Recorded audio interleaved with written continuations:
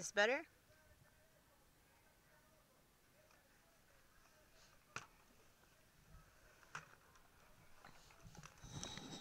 Ugh. Oh, goddamn, where did I put my stylus?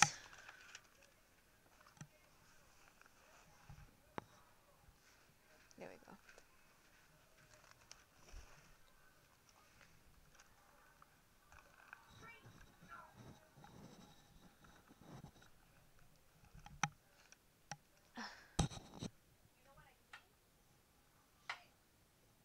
Hello, test, test.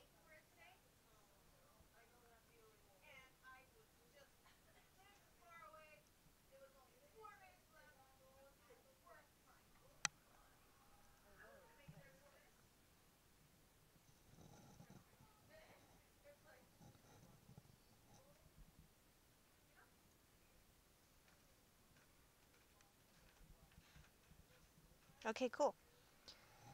Welcome, welcome.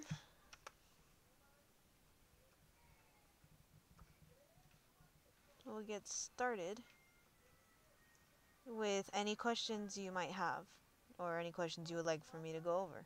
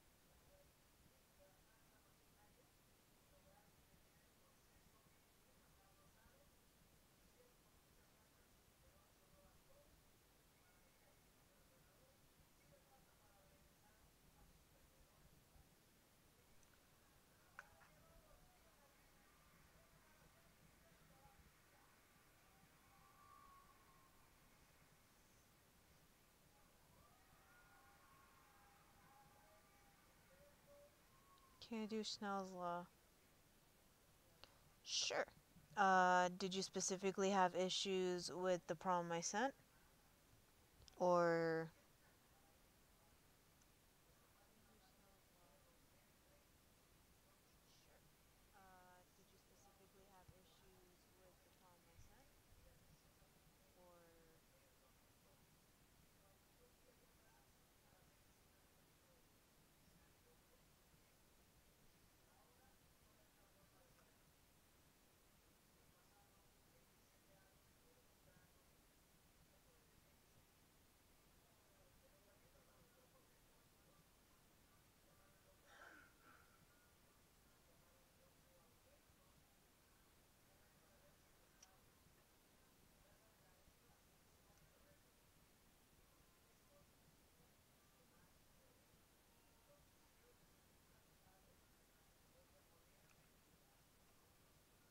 Where is it?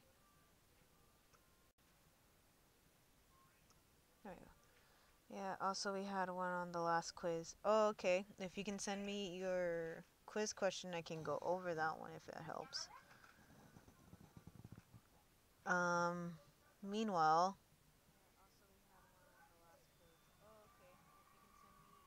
Let me see. Oh, no.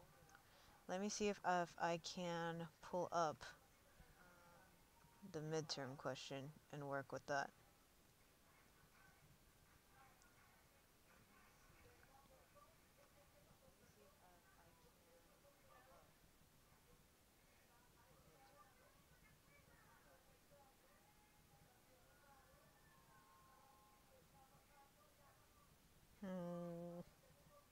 I don't think it's gonna let me. Hold up. Open with paint.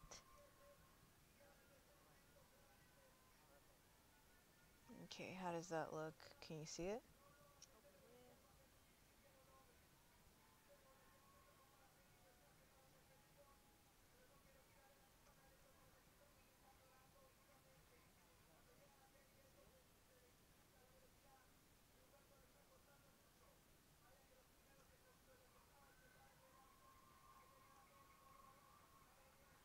Ah, fuck.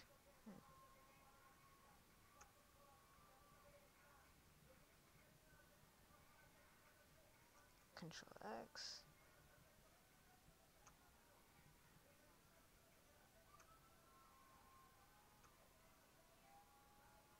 Oh, it doesn't see it.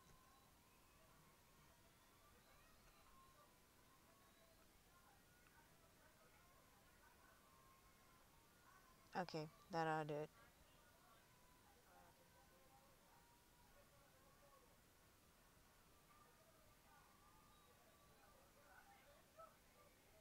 Okay. So, a ray of light strikes a glass window as shown in the small picture to the left. The picture is clearly too small and lacks detail. Redraw the exact path of the light and explain how you made your choices.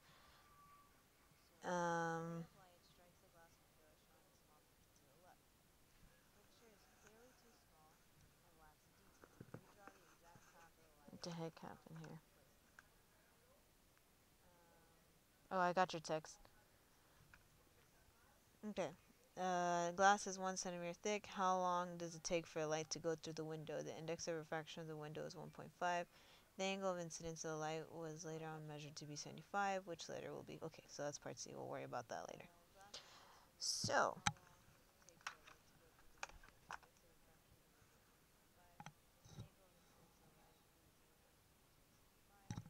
if we remember Snell's law... Oh, I have this backwards. I need to get my life together. There we go. Snell's law is n1 sine theta is equal to n2 sine theta. And this is for each angle. For this situation, we're looking at the angle at which it hits right here. So, let me see if I can erase this. Here we go. Okay, so basically what happens with the light is that when it intercepts, let me see if I can zoom in more. When it intercepts with this glass, we know that it's gonna be kind of perpendicular, kind of, and we know that this perpendicular line is gonna be our reference. I forget what it's called. I think it's the normal, but depending on which one and whether N1, so the substance 1 out here, if this is denser than N2, the substance in here. So if the substance in here is thicker or denser than this guy, then that means that that ray of light, instead of traveling straight that way, the way it should, it's actually going to get closer to the normal. Why? Think of it kind of like if it's being too heavy and it won't be able to make it.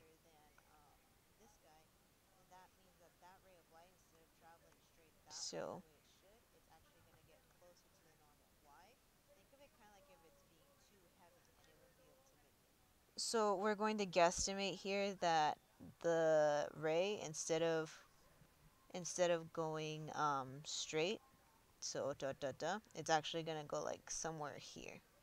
It's going to go closer to the normal, right? This theta. And our job is to solve for that theta. So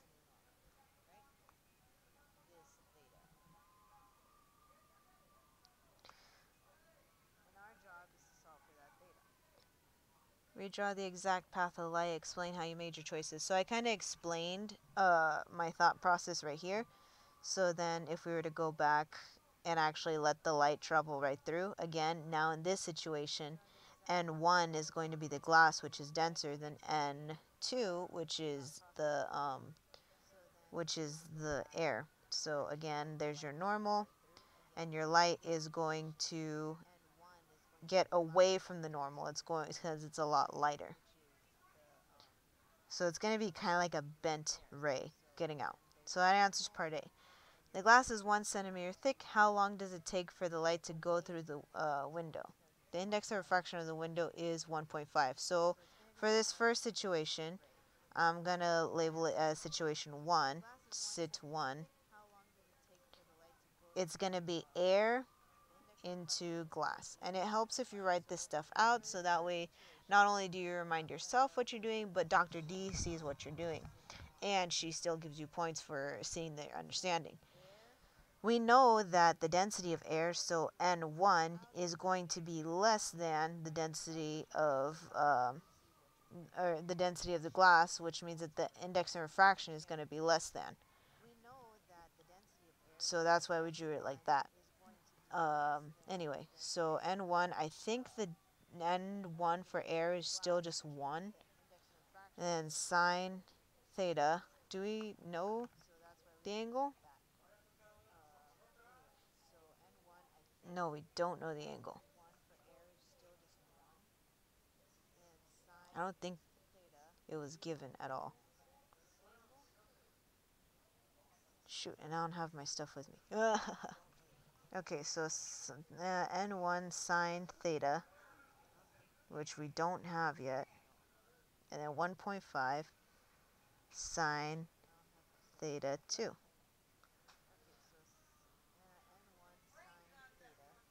Give me 1 second while I go look for my notebook. Because I don't want to lead you astray and then confuse you all the living heck. So, be right back.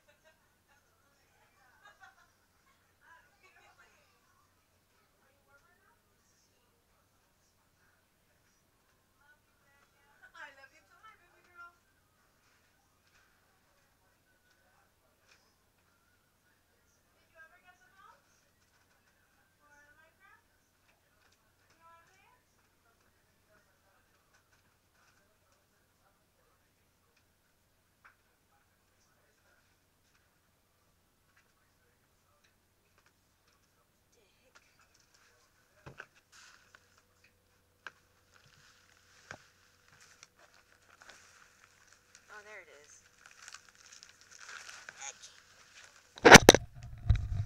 Hello, I'm back. Sorry about that.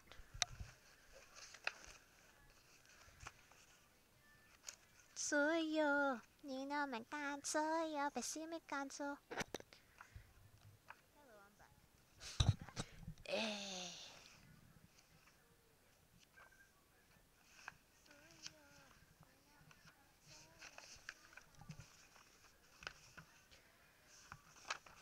Okay, let me just make sure. For part B, oh, you have to solve for all this stuffs.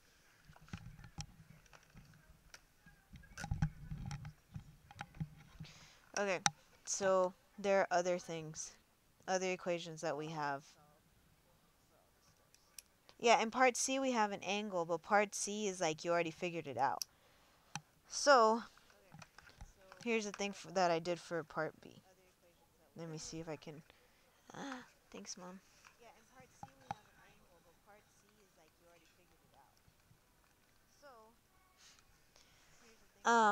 So there are equations that we're supposed to know for part B.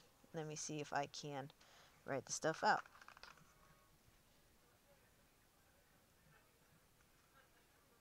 Ugh. Why is it so mal-calibrated? Okay, so we also know that V is equal to C over N, which V is just velocity, distance over time. C is the speed of light, N is the, excuse me, the, what's it called? Index of refraction.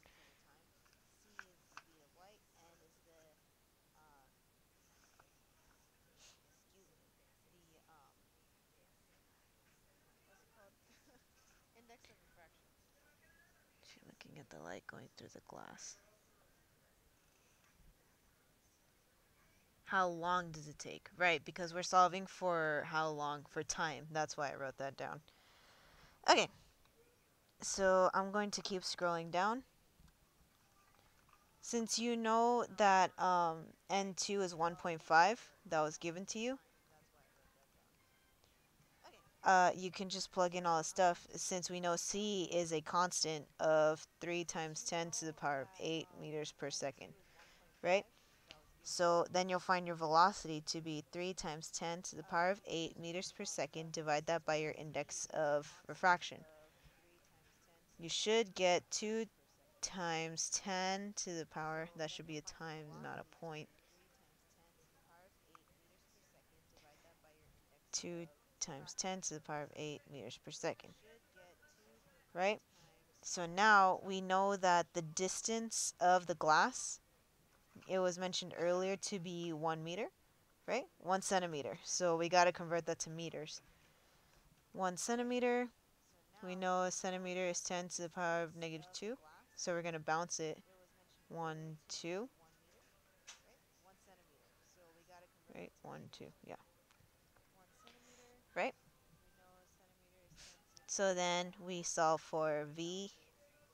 Well, no, we don't solve for V, we solve for time, which we know V is now 2 times 10 to the power of 8. So 2 times 10 to the power of 8 meters per second is equal to distance, which we said was 0.01 meter over time. You should end up getting T is equal to 5 times 10 to the power of negative 6 seconds.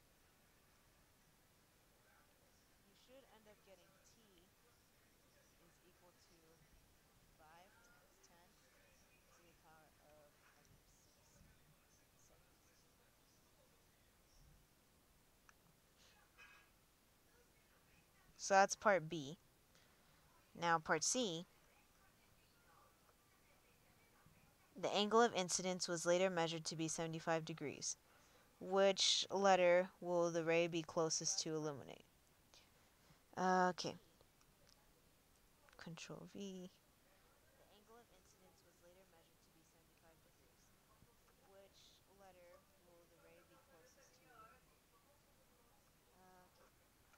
Control V. Move that down. Then I'm going to crop it. Oh, shit. Okay. I guess I'm just going to work with this. The angle of incidence. So incidence means that it's happening, it's occurring, which means that, oh, come on, that this angle relative to the normal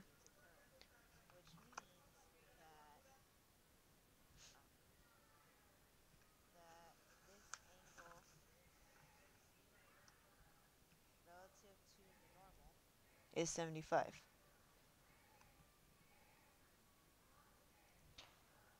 I think this is where I got it wrong. Yeah, I did. So when it comes to the angle of incidence, if I remember correctly, then this angle right here should be the angle of incidence. Am I getting that right?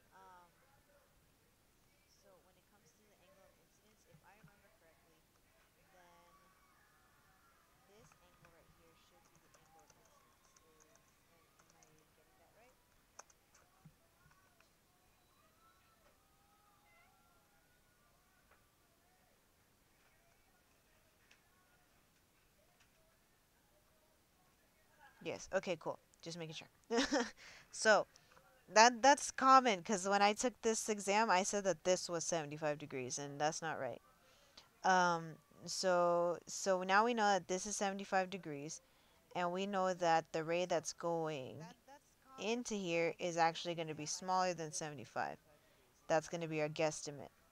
So now we plug into the equation. N1, which I think is 1, times sine, and now we know it's 75 degrees, is equal to 1.5 times sine theta 2. And here it's just a simple plug and chug as you saw for theta. So sine of 75. I don't have a calculator on me. I'm really all over the place.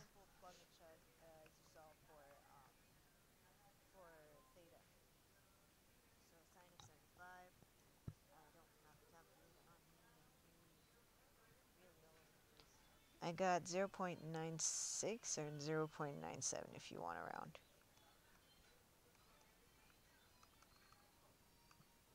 It's really small. I'll draw bigger. And you do 1.5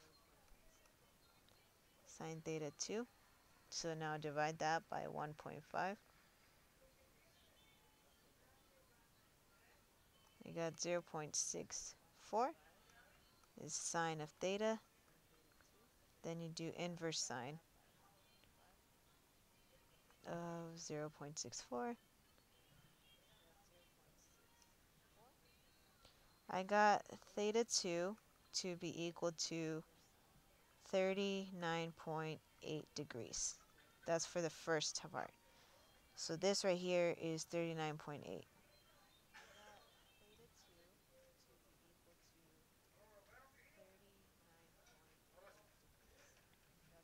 So that's the first angle. Mande pa. I'm busy streaming. I am. I'm working. This is work. Whatever.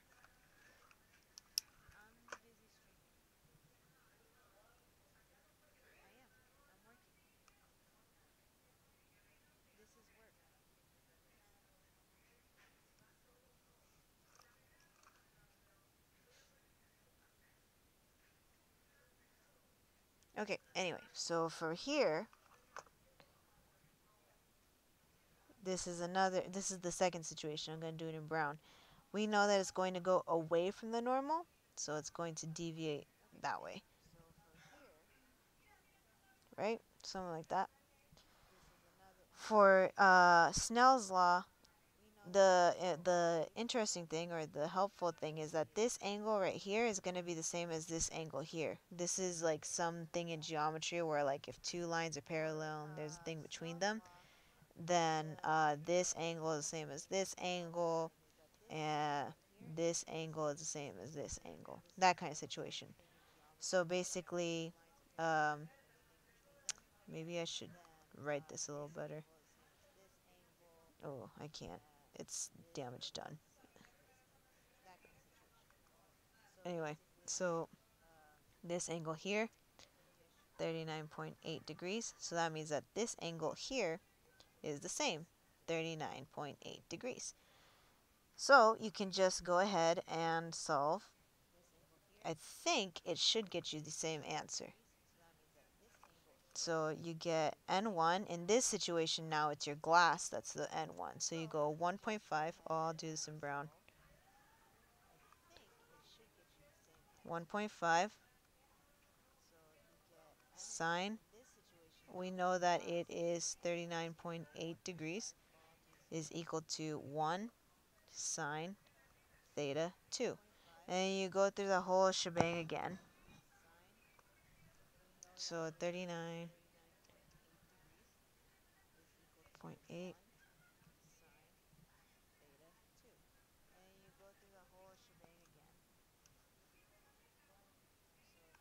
0.96 equal to sine theta 2.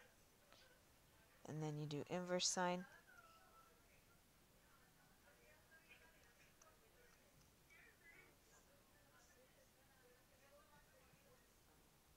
I got like 73. 73.7. 73 point, yeah, 73.7 is equal to theta 2. ¿Ya se van? Vaya, ma.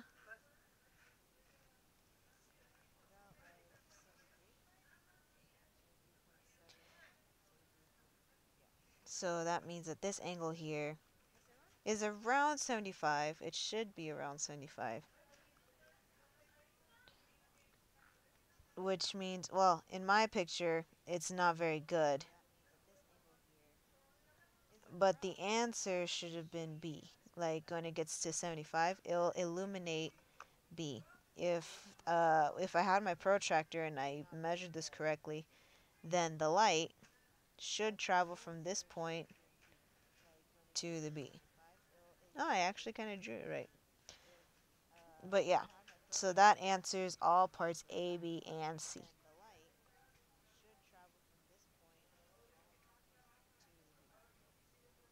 Did that help?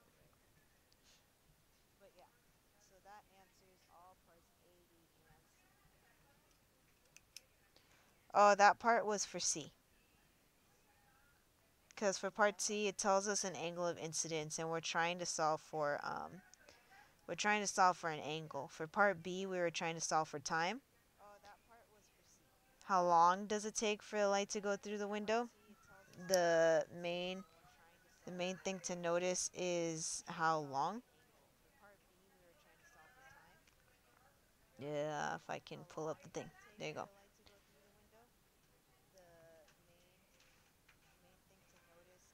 So that's time.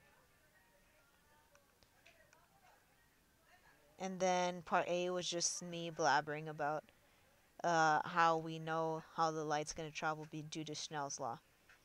So part C was really the only math and the only measurement you had to take.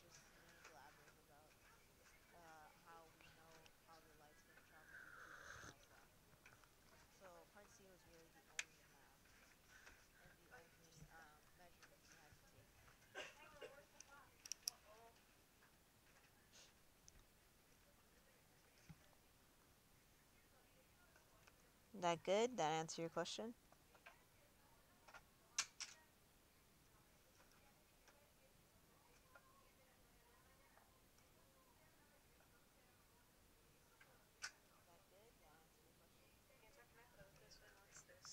Yeah, it's stress buddy. You can play with it. You done with your homework? Okay, good. Okay, so I'm gonna try to solve your quiz problem. Or did you want me to go over your quiz problem?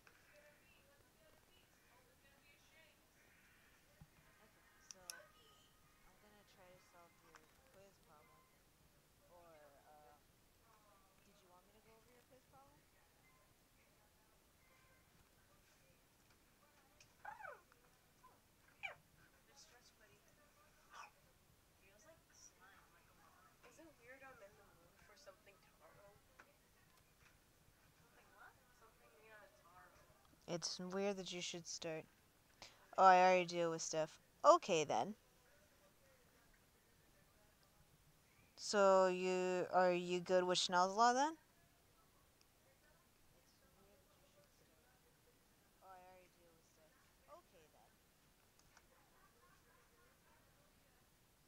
Another problem that may help. I don't think I have another problem when it comes to Schnell's law because I think that was one of the last things that we covered right before. I do have some supplemental questions from when I took the class. Let me see. Oh, okay. So I'm gonna type them out, and I'll give you a few minutes to while I'm typing them out to start working on them. And then when I'm done typing, I'll get started on um, actually doing them.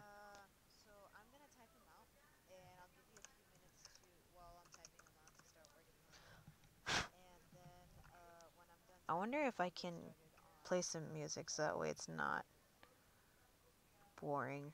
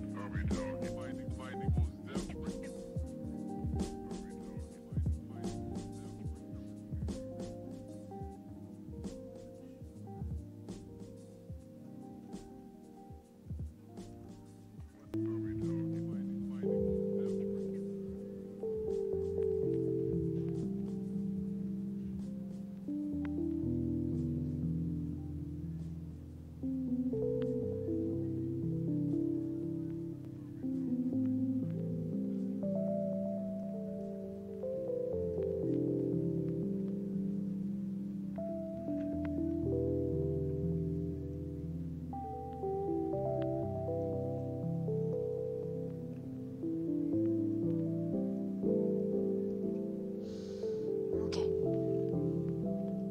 I mean, I have some more, but honestly, once you do one, you pretty much get the gist of them all.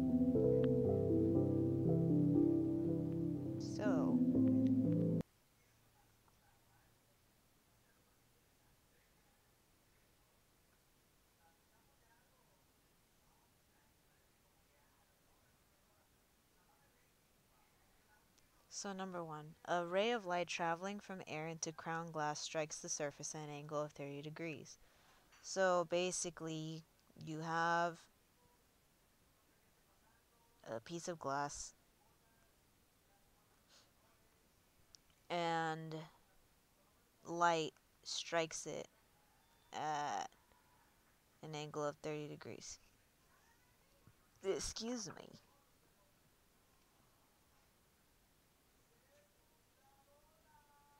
So, the tricky part is that they give you degrees, and you think, oh, well, that's the degrees I'm going to use. Not so. It says that it strikes the surface at an angle of 30, meaning that this angle is 30 degrees. So if we know that normals are always perpendicular with your surface, that means that the angle that we should be using is actually 60 degrees. For crown glass, N2 is equal to 1.523 if you want to be exact. That kind of information, like the index of refraction, she will give it to you. I don't think you're expected to memorize any kind of index of refractions. So anyway, so here it's just basic Snell's law, where N1 is the air, so 1 sine 60 is equal to 1.523 sine theta 2. And you're going to solve for theta 2.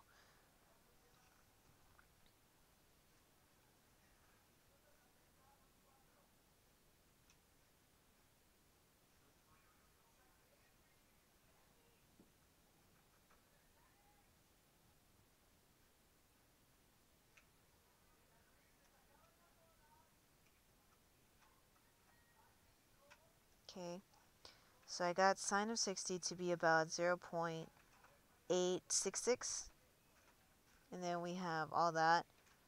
So then we're going to divide it by 1.523.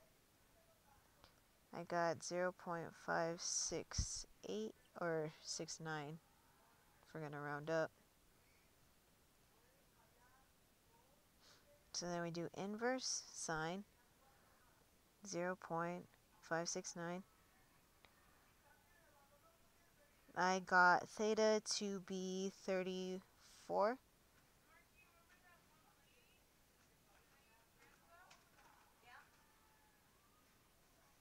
34.68 degrees.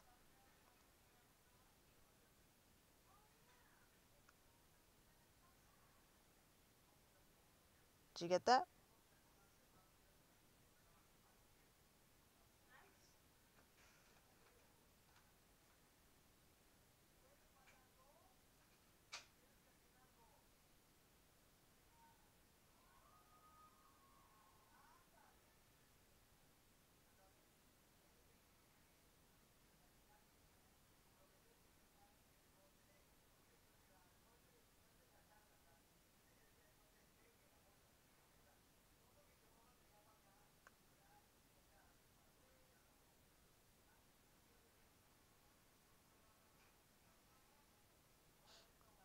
$34.65. Yeah, it's probably like a rounding error, but we got around 35 degrees, so we're fine. Anyway, next one. Light travels through a liquid at this speed. What is the index of the liquid? So here we have to use that whole V equals C over N equation. But I think you guys learned it as N equals C over V.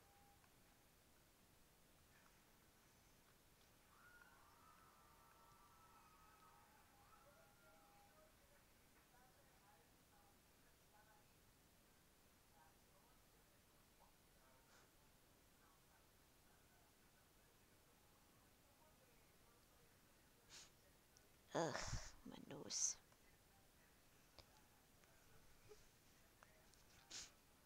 Anyway, so yeah. You're given the speed at which light travels. So you're probably going to use this equation to solve for your stuff.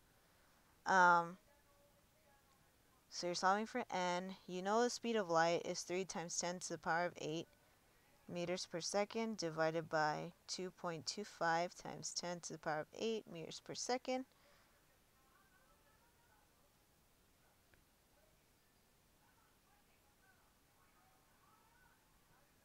To the power of 8.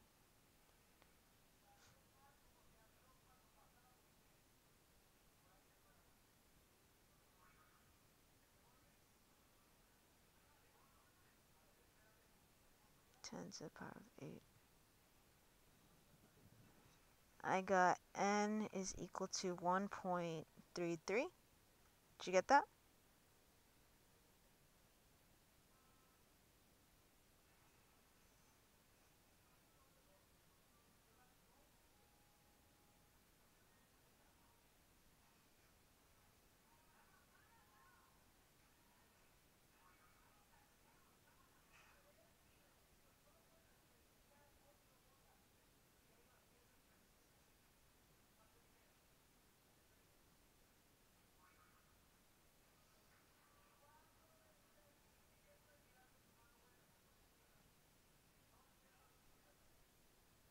Cool.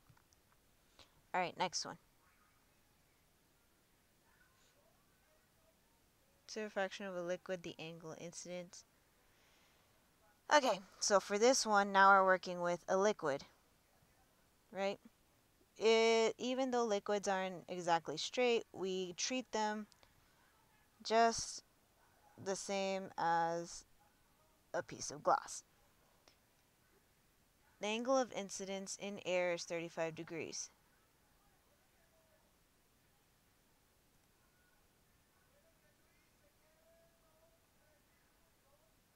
Excuse me.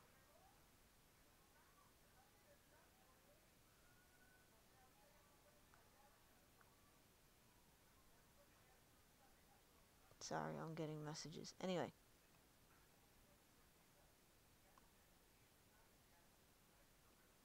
$35, because they said that that's the angle of incidence, so we know it's okay. And the angle of refraction is closer, so this one is 14 degrees, which makes sense because water is thicker than air. So here we just plug it all in. N1 is air, so we keep it as 1.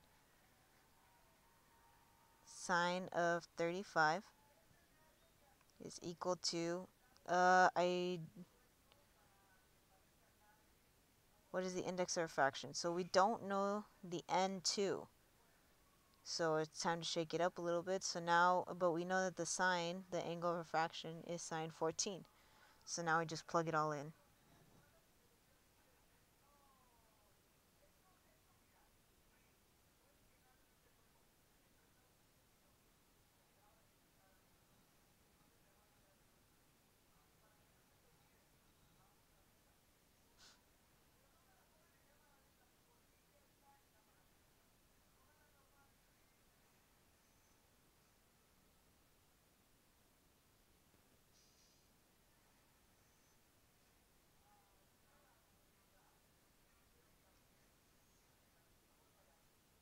So I got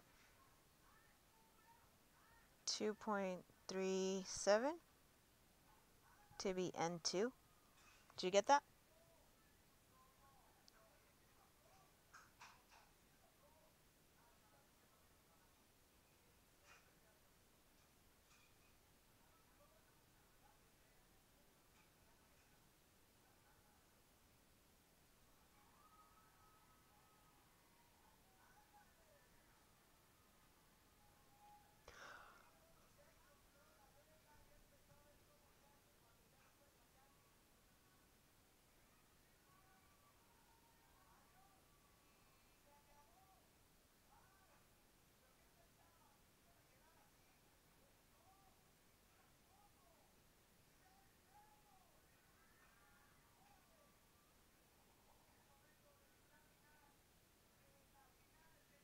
Okay, cool.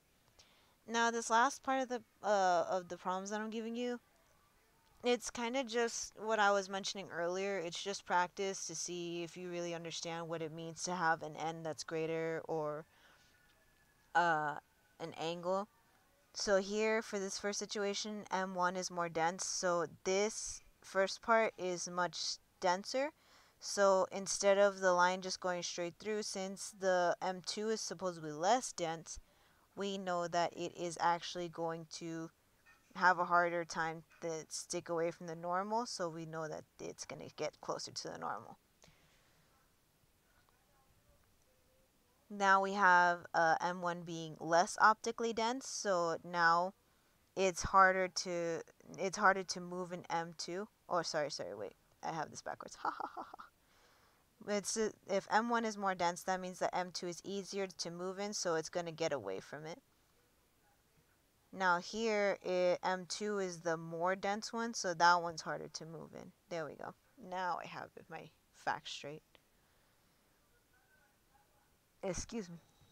Okay, now we have that light is traveling faster in M1. So if light is traveling faster in M1, that must mean that it is less dense, which means that M2 must be denser, which means that light is having a harder time getting away from the normal.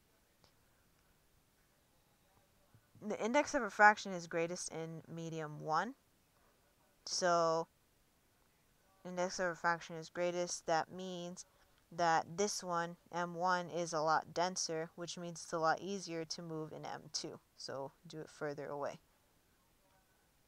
Next, and then last but not least, index of refraction is greatest in M2. Index of refraction, again, if it's greater in M2, that means that it's a lot denser, which means that M1 is less dense, which means it's a lot harder to move in M2. I know I did that really fast. I hope you could keep up with me. If not, I am willing to go back and rework any of those problems.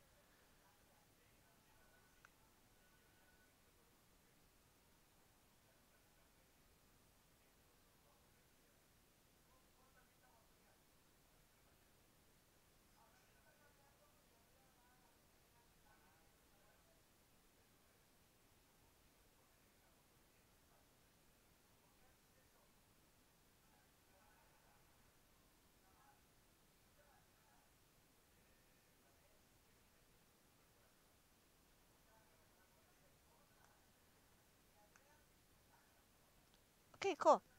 Yeah, I have more problems, but honestly, they're the same as like, oh, just plug in and solve for N, or solve for V, or solve for C, or oh, go back and solve for the angle for N1, solve the angle for N2, and things like that.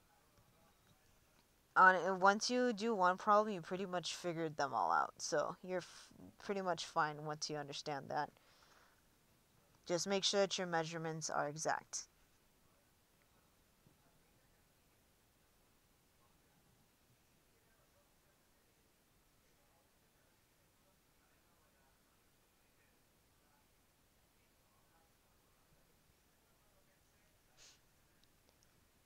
There anything else you want me to work on?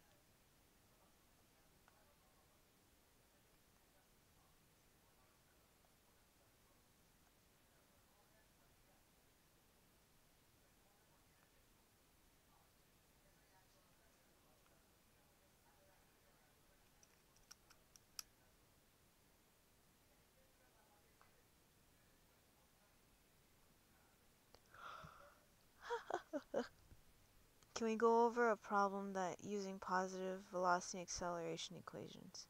Hmm? Positive velocity and acceleration? That's semester 1, isn't it?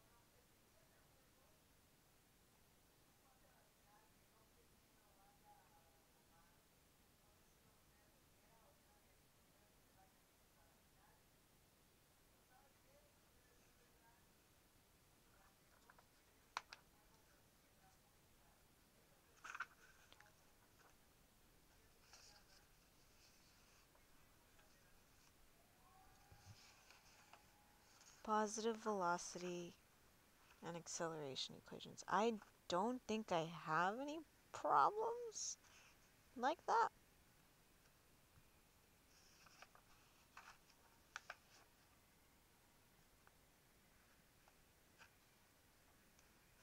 At least not with me at the moment.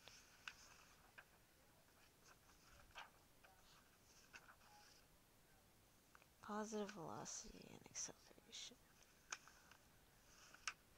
That's conduction. Oh my god, is it cold? Oh, I heard it snowed in LA today.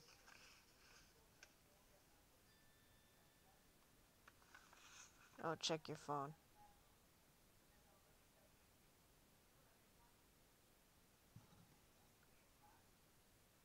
Oh, it's downloading your message.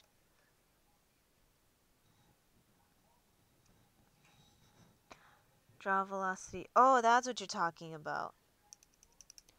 Uh, in my experience, she didn't have any problems like this. Honestly, the only thing I had was that one quiz that I sent you guys, so I can go over that if you want.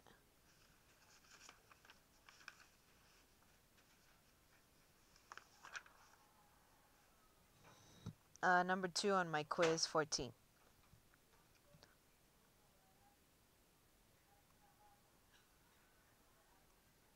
Give me 1 second.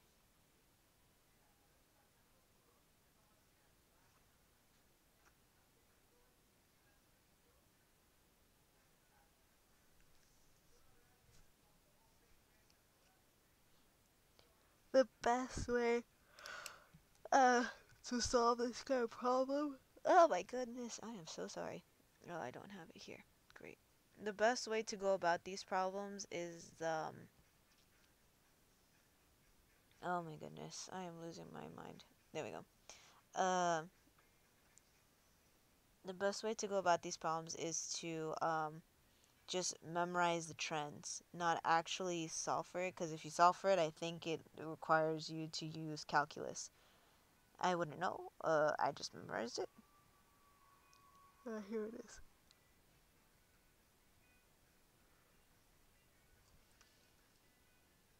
Okay. So I'm gonna crop. Oh shoot. Select all my annotations and stuff.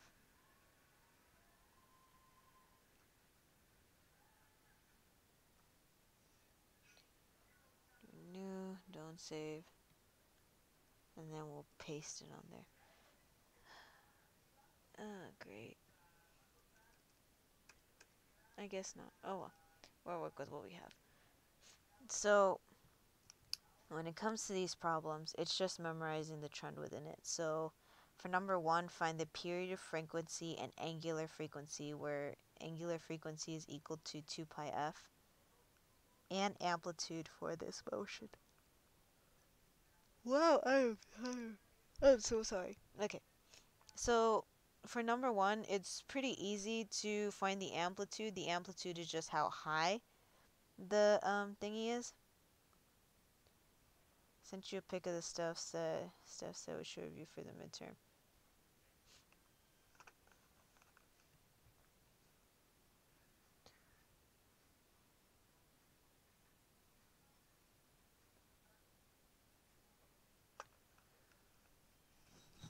Okay. Yeah. Oh yeah, I remember working with her on this.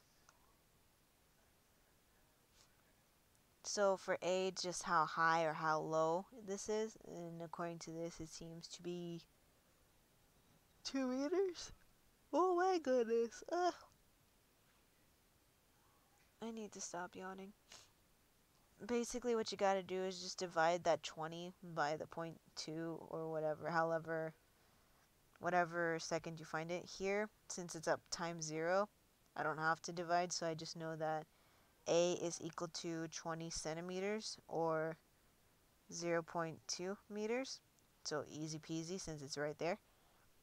And the period, if I remember correctly, is how long, the amount of time it takes to complete a cycle. So you got to count it from this point all the way to here. Oh no, that's half a cycle. So you got to point from this point to this point. So we know from here to here it's about 8 seconds. And if you were lazy or kind of smart, which I wasn't, you would know that this point is 0.8 seconds, just times it by 2, and you would know that the period is just 1.6 seconds. But I was not very smart and actually counted all the way up to this point and measured that to be 1.6 seconds. Either way, you get the answer. Now, for frequency is literally just the inverse of whatever period is. So if you have period already, just inverse that, and 1 over 1.6 seconds is equal to 0.625 hertz. I don't really know if there's an easier way to solve for frequency. All I know is that frequency is usually just the inverse of period. And then last but not least, we solve for angular frequency, which she was kind enough to give you the equation 2 pi f. Since you already know f, you just multiply 2 pi by 0.625 hertz, which should give you about 3.93 hertz, I guess. I put it as hertz.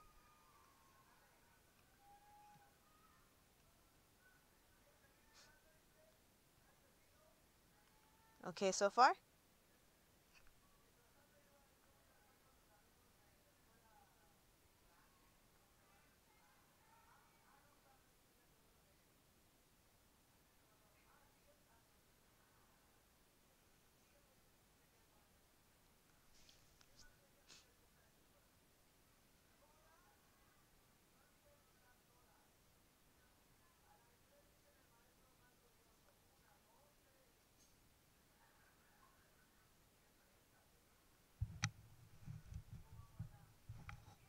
Okay.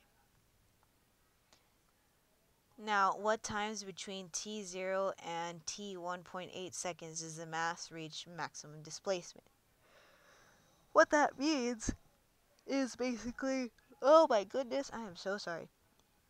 You can't take this graph, you can't look at this graph and say, oh, maximum displacement. It takes place at 0 seconds and at 1.6 seconds and at 0.4 seconds. That is not true. So what you gotta do is that you gotta take this graph and kind of take the derivative of it, which means that if our v in this situation, since our 0 is at 1, as I kind of took note right here, I'll write it bigger here. So vt is equal to a times 2 pi f cosine, let me write that closer, 2 pi f cosine 2 pi f times time. Right? So that's the equation for that one. So you have to take the derivative of it. So that means everywhere where your velocity is a 1, that's now a 0. So I'll draw it out a little bigger over here.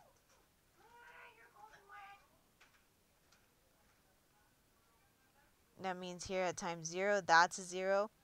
If we were to do 0 0.2, 0 0.6, 1 second, 1.4, 1.8, 2 seconds, all that jazz. So here we know that, oh, hold on, 0 0.2, 0 0.6, 1.0, 1.4, 1.8. So we know that there is a tip here at 1.6. So now that's a 0. And then over here at 0 0.1, 0.8, there's another 0.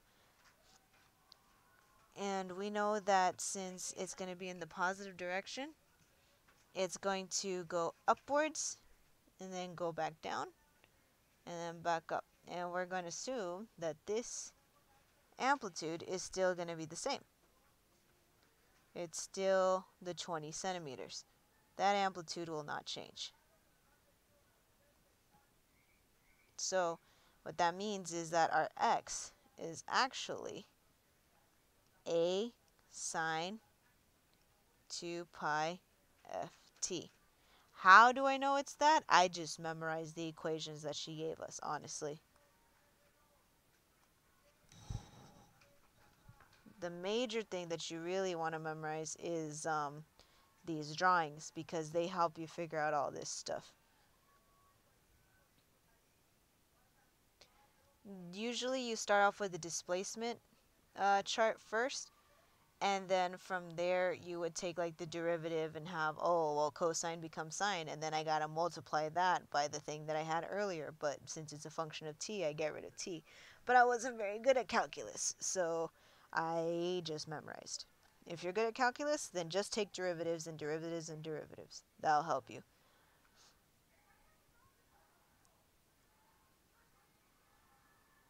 Anyway, so for number 2, at what times between t1 or t0 and t1.8 does the mass reach maximum acceleration magnitude? Here we only have 2 points now. So we have 1 point here and another point here. I know I didn't draw very good, but we have maximums displacement because this is in function of x, not v, like what's happening here. So we have displacement at 0.4 seconds, and we have displacement at 1.2 seconds. Kind of. Yeah, I'm not bad.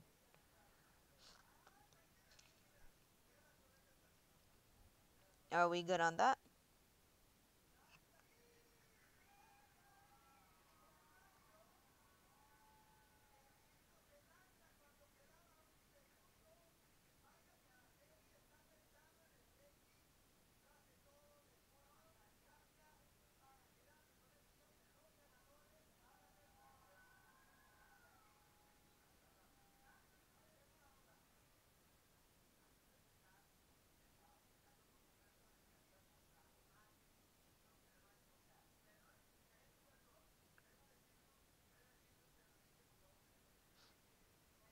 Okay, cool. So for number 3, Find the magnitude of the maximum acceleration of the mass.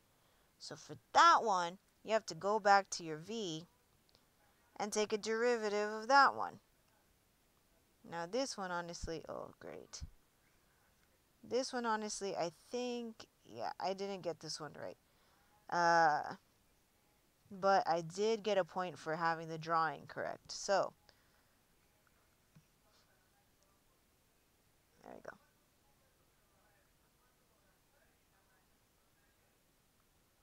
There's A, and this is going to be centimeters per second squared. This one was supposed to be centimeters. Anyway, so this is going to be another function of t, where now instead of everything again where you have a maximum point is now 0. So again, 0, 0.2, 0.6, 1, 1.2, 1.8, and 2 seconds.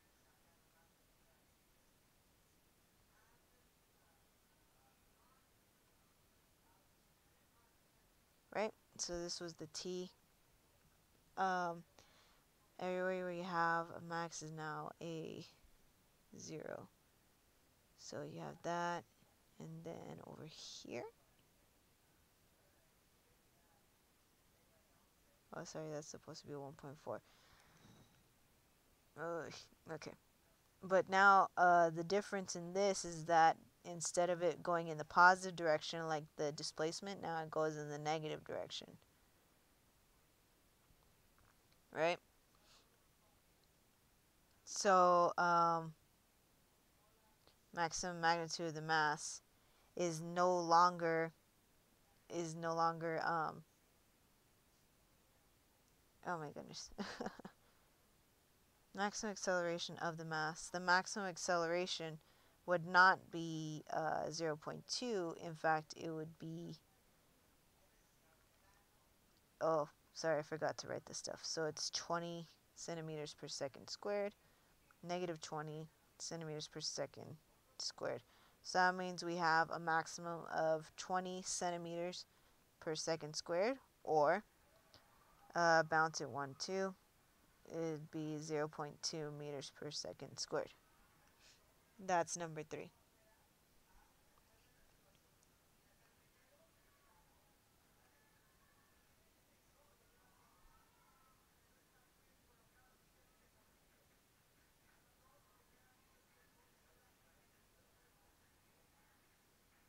Okay. Number 4, what times between t equals 0 and t equals 1.6, 1.8 does the mass reach maximum acceleration and magnitude?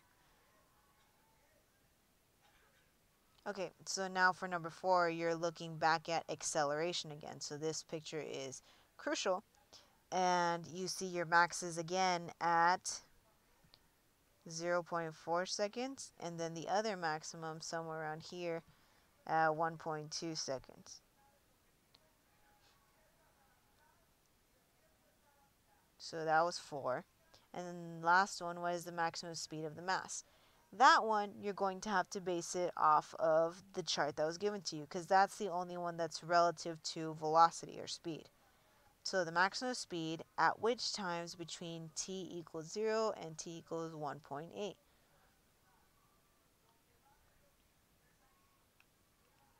So that one you have to look at all the maxes. So we know one of them was at 0 seconds.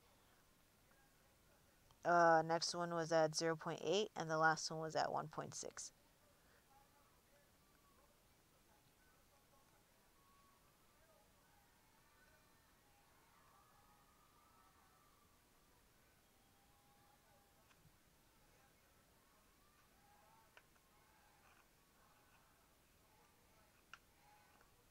And yeah, that was pretty much it. That's the only problem I've ever seen when it comes to these kinds of acceleration velocity quizzes. I just got your second text, so give me 1 second.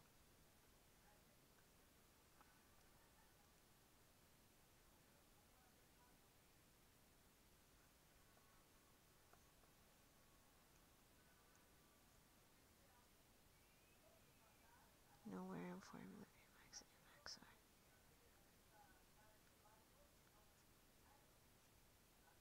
Mass attached to string. Oh, great.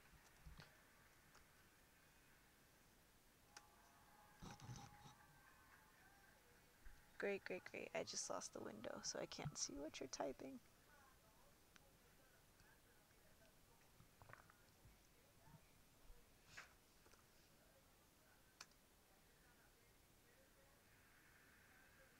Jeez, it's so cold. And my battery is dying.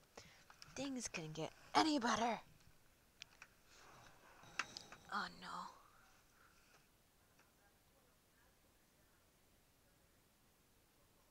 Go live. Give me 2 minutes. Encoder live stream.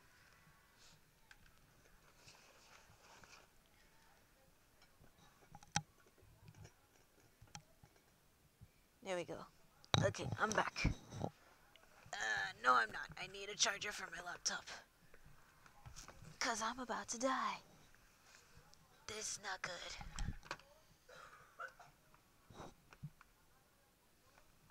Where the hell is my charger? I know I brought it.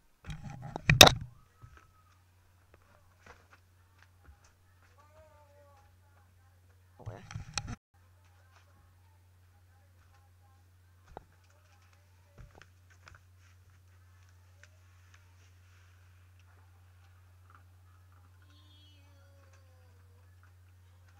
Don't wanna know. No. I'm streaming. You really want people to hear what you're telling me? Yes. Okay. Charger's back. I'm back. Let's look at that text. Okay, this cleared up a lot of confusion. I don't know this problem. Okay, good. I'm glad. Yeah, that one really threw me off on the wrong end because I was confused as to why calculus was being introduced to an algebra-based class, but you know, whatever. Excuse me.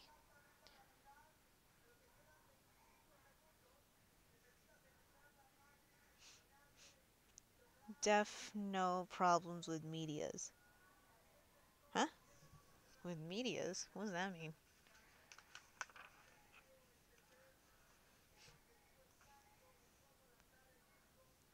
Media to mirror to eye. Know how angles change. Okay, well that's Snell's law. Ray tracing like activity. 2 mirrors and grave reflections. So the mirror one is pretty much like what I did for the last session. It shouldn't be that bad, just as long as you're precise and you follow the rules of reflections. So, excuse me. Wherever, remember, whatever object you have, there's light radiating off of it. That's how your eye can see it. Now, in order for you, okay, uh, if your eye can see it, that means the light is able to hit the eyeball. I'm trying to think. How can I explain this? So the light first has to hit the mirror, if the eye is looking into the mirror, that light has to bounce back and make it into the eyeball in order for it to actually work. That's basically how mirrors work. The other virtual images have to come out of a certain mirror. Remember when you're drawing your lines to avoid the object so that way you can actually draw the object radiating off a light into the eye. Yeah. Remember, as long as the light hits the eye, it can see it. And that's pretty much all I can think of when it comes to reflection. I don't know if you have any other questions concerning the first two.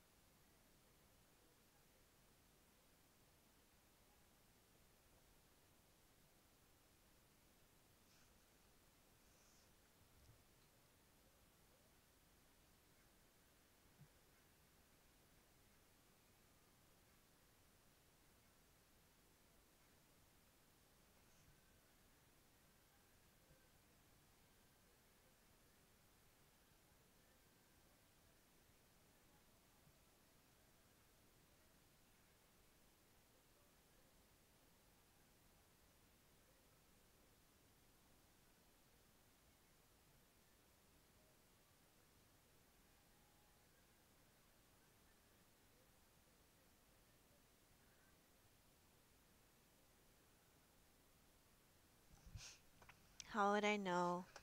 How would I be able to tell a reflection of a mirror is bound to hit the eye if it's going through a media?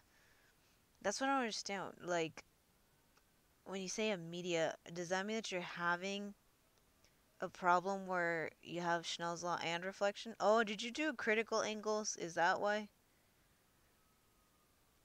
That what you're talking about?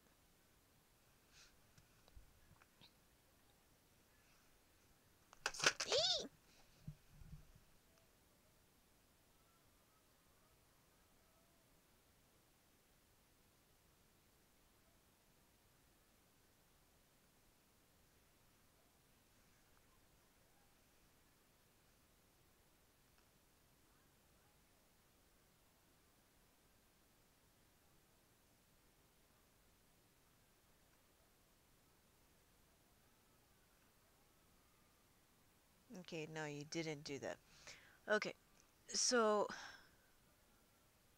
when it comes to Schnell's law problems, usually it's just a light that's traveling through an object, and you're gonna have to like solve for its direction or something like that. When it comes to reflections, depending on whatever angle you're looking at, usually if it's just two mirrors, I wouldn't worry too much about the virtuals. You should probably just worry about um,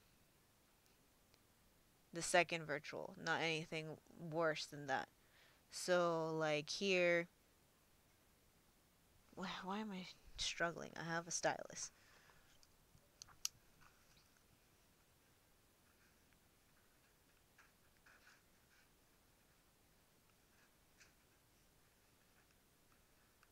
Right? So, if you have an object here, here's your eye.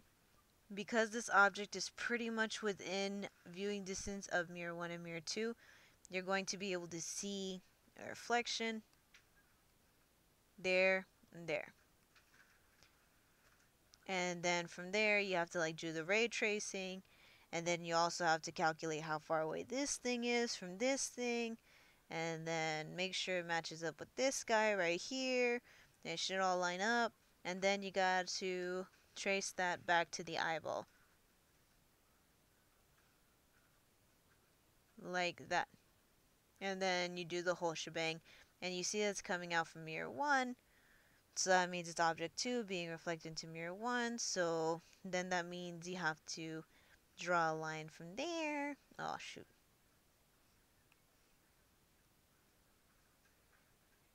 Matches up with here to here, so that gives you that, and then you line up this line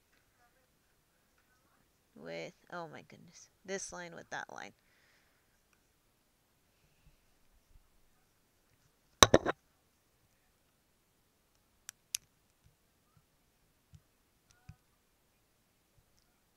So that's the whole reflection thing. Steph said she saw something like that on the midterm.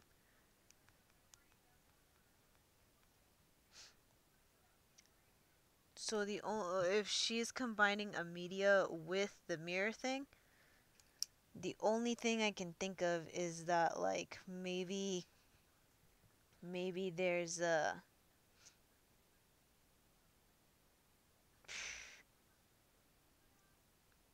maybe there's like a film here or something. Oh my goodness. Or like a piece of glass. And so before it hits the eye, it has to like travel at a certain angle or something. And you just apply Schnell's law. The only other thing I can think of is critical angle, which a critical angle is basically you have your glass, and if, or not glass, when we learned it, it was with water. So there's a media. So you have a media here. Let's say it's like in a tank of water, and you have a light source inside the water. When this light goes at a certain angle, So if it goes straight up, it's going to keep going. It's going to probably bend a little bit, but it'll keep going. If it goes a little bit 45 degrees, I think it'll keep going. But if it reaches at a certain angle where it can pretty much hit 90 degrees right there on the edge, um, what's going to happen? Oh my goodness. What's going to happen is that the light, some of it's going to get trapped in here, and the rest is going to bounce back. That's the only thing I can think of when she says reflection within a media, which is a critical angle. You might want to look at your notes regarding that. Um, Other than that, that's how would I be able to tell when there's reflection bounce to hit the eye if it's going through a media?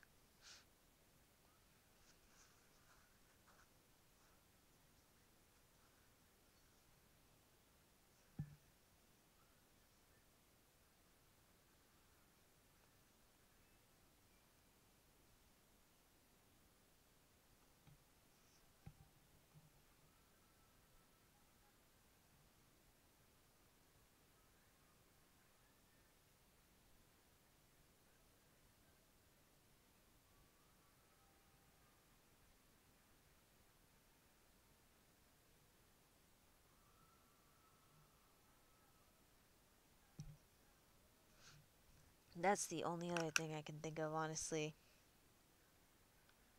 That or unless she like does a problem where some guy is looking at through some glasses, and then from the glasses into a mirror, and then trying to see how the light bends back and hits the person in the eye.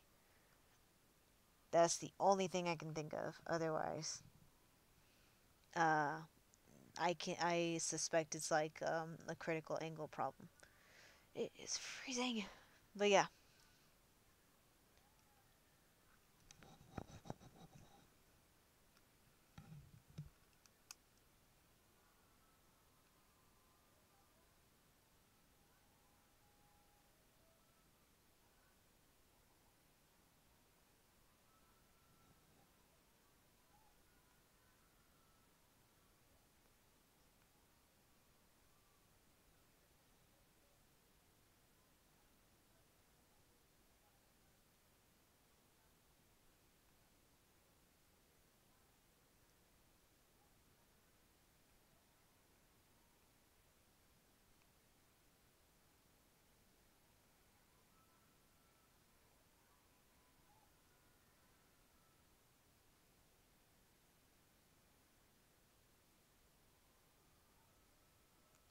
And anything else before? Okay, got it. That's all I got to review. Okay. Well, I sent you all the problems that I have basically when it comes to those chapters you mentioned. If you get stuck on them while reviewing, text me. I should be awake in the morning because I have work to do, but I can always take some time to solve the problems. Um, so yeah, I wish you luck and don't give up. You got this. You're smarter than you believe. So have a good night.